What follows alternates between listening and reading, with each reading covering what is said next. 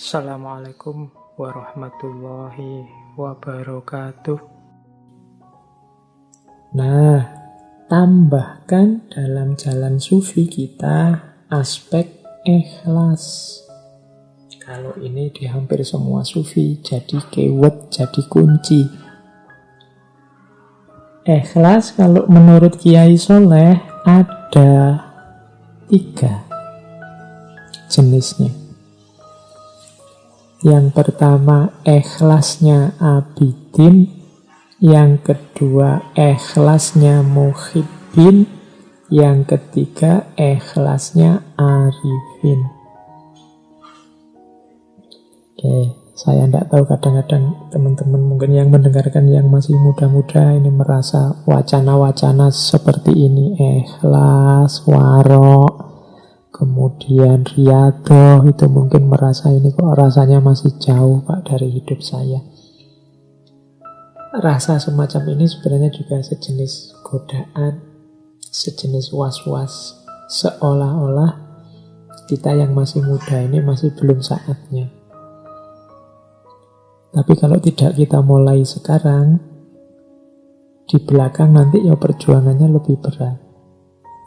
Kalau pakai bahasanya para sufi, ini namanya wilayah yang hakiki. Jadi kenyataan hidup kita yang hakiki. Hidup yang sejati itu di sini. Kalau dalam bahasa Islam kan, inna lillahi wa inna ilaihi roji'un. Pada saatnya pasti kita nanti kembali ke Allah. Pada saatnya jatah umur kita akan habis. Dan yang akan berguna yang hakiki-hakiki ini. Insya Allah seumuran teman-teman tidak terlalu mudah untuk memulai. Ya dimulai dari sekarang, nanti akan semakin baik ke belakang. Coba teman-teman dibaca para sufi besar, dibaca kisah-kisah para ulama, termasuk Kiai Soleh Darat ini, coba dicek. Kiai Soleh ini pada usia seperti teman-teman sekarang, mungkin yang muda-muda, yang para mahasiswa sekitar 20 ke atas, itu Kiai Soleh sudah bisa apa, sudah mampu apa, sudah khatam kitab apa, sudah menjalani riyadhah apa. Dari situ nanti bisa kita bandingkan dengan hidup kita sekarang, kita sudah sampai mana. Ya insya Allah tidak sehebat Kiai Soleh, makanya tidak apa-apa dimulai sekarang, jangan nunggu nanti. Sengaja saya angkat tema-tema yang agak timur, agak tasawuf belakangan ini, karena saya melihat situasi hari ini di luar serba banyak panasnya hawanya, baik hawa lahir maupun hawa batin kita. Mungkin sudah saatnya, mungkin Allah juga mengingatkan kita saatnya untuk kembali ke dalam diri, saatnya untuk ilaihi roji'un. Bahkan Allah memberi isyarat yang sangat dahsyat dengan virus corona ini yang membuat kita mau tidak mau melakukan uzlah di rumah kita masing-masing. Ini bagi saya isyarat yang luar biasa dari Allah. Ayo segera membereskan diri kita. Jangan-jangan memang ini akhir zaman yang sebentar lagi sudah berakhir, maka ayo bareng-bareng dibereskan diri kita. Termasuk ini tadi, belajar pikiran-pikiran Kiai Soleh, cara untuk membereskan jiwa, membereskan batin lewat jalur tasawuf. Ikhlas yang pertama adalah ikhlasnya abidin. Orang ikhlas level abidin adalah orang yang beramal soleh, beramal baik, menjaga agar tidak riya, tidak ujub, tidak ingin pamer, tidak ingin sombong, pokoknya beramal untuk Allah dengan mengharap semoga mendapatkan pahala, mendapat surganya, semoga dijauhkan dari neraka. Ini level ikhlasnya orang-orang abidin. Naik satu level ikhlasnya orang-orang muhibbin. Kalau orang muhibbin ini sudah tidak berpikir lagi pahala surga atau siksa neraka. Muhibbin ini orang-orang yang sudah jatuh cinta sama Allah. Beramal hanya untuk tujuan memuliakan Allah saja. Orang yang jatuh cinta kalau beramal biasanya amalnya tanpa pamrih, hanya untuk yang dia cintai saja.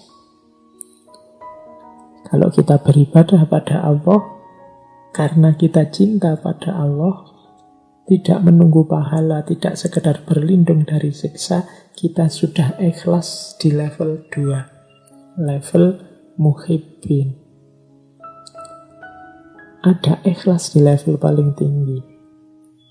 Kalau ikhlas di level paling tinggi ini ikhlasnya orang-orang arifin. Di level paling tinggi ini orang yang punya kesadaran bahkan aku bisa beramal baik ini bukan karena jasaku. Semuanya yang menggerakkan, yang membuka hati, yang memungkinkan aku beramal baik hanya Allah saja. Aku tidak punya daya, tidak punya upaya, tidak punya kehendak. Semua yang ngatur semua ini adalah Allah saja. Jadi ikhlasnya orang arifin. Kalau yang muhibbin tadi masih ada rasa aku mempersembahkan semuanya untuk Allah. Ini kan masih ada akunya yang berusaha. Tapi level arifin, bahkan yang aku lakukan ini hakikatnya pemberian Allah juga. Jadi aku tidak punya jasa sama sekali apapun. Nah, ini level orang arifin. Punya kesadaran bahwa yang membuat aku bergerak dan membuat aku diam itu ya Allah. Tidak sekedar mempersembahkan perbuatan untuk Allah. Seperti di orang-orang muhibbin atau mengharapkan pahala dan menjauh dari neraka seperti di orang-orang abidin. Maka orang-orang arifin ini diantara cirinya selalu bersyukur. Alhamdulillah Allah menakdirku jadi orang yang taat, jadi orang yang patuh, jadi orang yang mau beramal soleh. Karena ada orang lain yang digaris untuk melakukan yang sebaliknya. Nah, itu cirinya orang arifin. Jadi ikhlas ternyata ada 3. Maka teman-teman tidak usah khawatir, Pak, kok saya masih incerannya surga ya Pak, masih tidak ingin masuk neraka ya Pak. Tidak apa-apa, itu pun sudah ikhlas. Meskipun ikhlas level abidin. Kalau di bawah ini, kalau di luar abidin apa Pak? Ya tadi, kalau di luar abidin, di bawah abidin berarti beramal hanya untuk pamer, beramal hanya untuk ujub, disombongkan, atau beramal karena duniawi, tidak karena Allah. Demi kemasyhuran, demi kekayaan, demi dipuji orang, itu berarti bawahnya abidin. Kalau abidin ya karena Allah, lillahi ta'ala. Cuma sambil mengharapkan pahala dan ingin dilindungi dari siksa. Kalau muhibbin, tidak ada pamrih apa-apa, hanya untuk Allah saja amalnya. Kalau arifin, bahkan amal yang aku lakukan bukan dari aku, semuanya anugerah dari Allah. Nah, ini namanya ikhlas. Terus, selain ikhlas, nanti dalam syarahnya Hikam ada juga pandangan tentang kita harus selalu husnudzon pada Allah. Biasanya kebutuhan husnudzon ini dirasakan saat kita dapat musibah, dapat bencana, dapat kesulitan. Banyak orang yang bertanya-tanya, apa salahku, apa dosaku, kok Allah tega memberikan cobaan ujian seberat ini. Nah, itu yang kurang apa? Kalau ada pandangan semacam ini berarti dia tidak husnudzon kepada Allah. Dianggapnya Allah punya motif buruk, punya niat buruk. Padahal Allah itu Rahman Rahim. Allah itu tidak cuma sayang pada kita, tapi maha sayang. Berarti pasti Allah tidak menginginkan yang jelek, yang sengsara. yang menyusahkan untuk kita. Hanya kita saja mungkin yang salah paham atau kita sendiri yang milih susah, milih sengsara. Nah, husnudzon kepada Allah menurut Kiai Soleh ada 2 level. Ada level awam, ada level khawas. Kalau orang awam itu husnudzonnya adalah kalau dia dapat kenikmatan, kemudian dia merasa bahwa nikmat ini asalnya dari Allah semata. Nah, ini husnudzon level orang awam. Allah lah yang mewujudkan, Allah lah yang memberikan semua kenikmatan ini. Makanya cirinya, buahnya husnudzon di level awam itu syukur dan mengharap rahmatnya Allah. Jadi orang awam berhusnudzon pada nikmat yang diberikan oleh Allah. Nah, ada yang lebih tinggi, yaitu husnudzonnya orang khawas, orang-orang khos, yaitu yang melihat pokoknya Allah ini maha sayang, maha cinta kepada hambanya. Meskipun yang kita rasakan ini sengsara, yang kita rasakan ini kesulitan hidup, yang kita rasakan ini ketidaknyamanan hidup, orang yang husnudzon di level khos ini menganggap bahwa semuanya merupakan kebaikan Allah kepada kita. Allah sebenarnya menginginkan yang baik dan yang terbaik untuk kita, hanya saja kita tidak paham. Hanya saja kita mungkin belum bisa membaca.